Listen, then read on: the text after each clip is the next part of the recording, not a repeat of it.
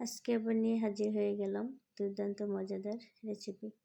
আসসালামু আলাইকুম এভরিওয়ান, কী অবস্থা? সবাই কেমন আছেন? আশা করি সকলেই ভালো আছেন। আমিও আলহামদুলিল্লাহ অনেক ভালো আছি। তো এই তো প্রতিদিনের মতো আমি আজও চলে আসলাম। তো এই তো আমি এখানে কেটে নিয়েছি পেঁয়াজ কুচি, টমেটো কুচি, ধনিয়া কুচি। এখানে আমি নিয়েছি, আজকে রেসিপি হচ্ছে আমার টুনা মাছের রেসিপি। তো এখানে আমি পাইপিং বসিয়ে দিলাম। এখন দিয়ে দিচ্ছি তেল। তেলটা আমি ভালো করে গরম করে নেব।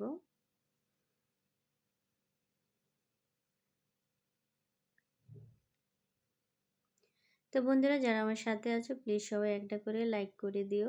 লাইক করতে হয়তো অনেকেই ভুলে যাও, প্লিজ কেউ কিন্তু ভুলবা না। তো এই তো আমি এখন দিয়ে দিচ্ছি পেঁয়াজ কুচি। আমার তেলটা গরম হয়ে আসছে।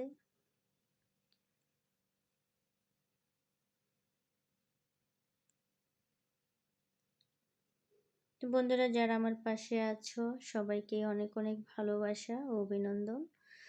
সবসময় এভাবে আমার পাশে থেকো, আমিও আছি, তোমাদের পাশে থাকবো ইনশাল্লাহ। তো নতুন বন্ধুরা যারা আছো প্লিজ সবার কাছে আমার একটা রিকোয়েস্ট, যদি আমার ভিডিওটা তোমাদের কাছে ভালো লাগে তাহলে অবশ্যই আমার চ্যানেলটাকে সাবস্ক্রাইব করে আমার পাশেই থাকবো। তো আমি পেঁয়াজটাকে লাল করে ভেজে নিচ্ছি। এই যে লাল লাল করে ভেজে নিয়েছি। তো এখন আমি এখানে দিয়ে দেব টমেটো কুচি। এই আমি দিয়ে দিলাম টমেটো কুচি।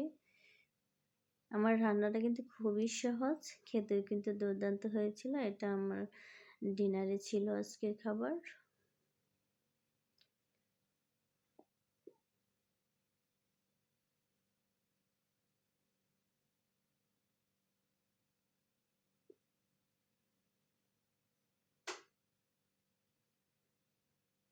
আমি কিন্তু অফ ক্যামেরায় হালকা একটু লবণ দিয়ে দিয়েছিলাম, কারণ লবণটা দিলে টমেটোটা সিদ্ধ হয়ে যায় তাড়াতাড়ি, নরম হয়ে আসে।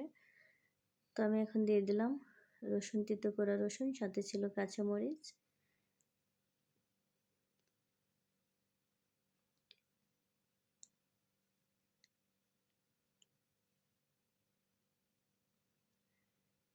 যারা যারা টুনা মাছ খেতে পছন্দ করো তাদের কাছে কিন্তু এই খাবারটা ভীষণ মজার হয়।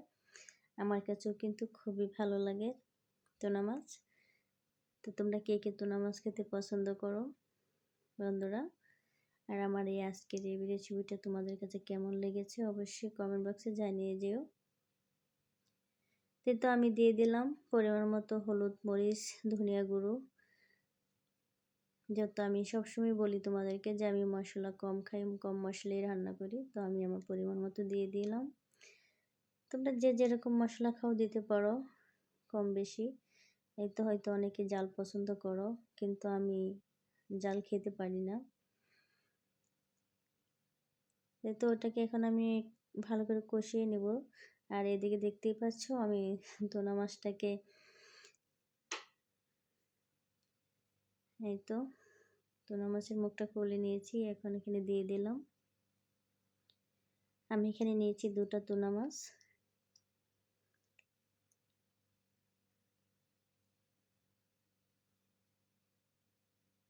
এই এই টুনা মাছটা কিন্তু কাঁচাই খাওয়া যায়, রান্না করার কোনো প্রয়োজন হয় না। কাঁচাও কিন্তু দুর্দান্ত হয়। তো রান্না করেও খাওয়া যায়, রান্না করে খেলে আমার কাছে বেশি ভালো লাগে। তাই আমি এটাকে রান্না করে নিচ্ছি। তো আমি এখন দিয়ে দিলাম ধনিয়া কুচি।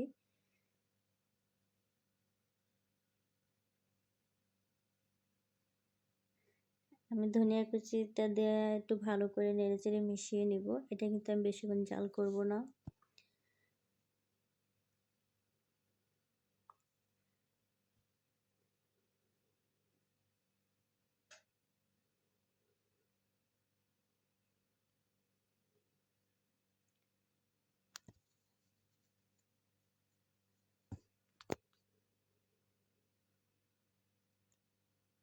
এই তো আমার রেসিপিটা হয়ে গেছে। এখন আমি এদিকে আমার রাতের খাবারটা আর কি রেডি করে নিচ্ছি।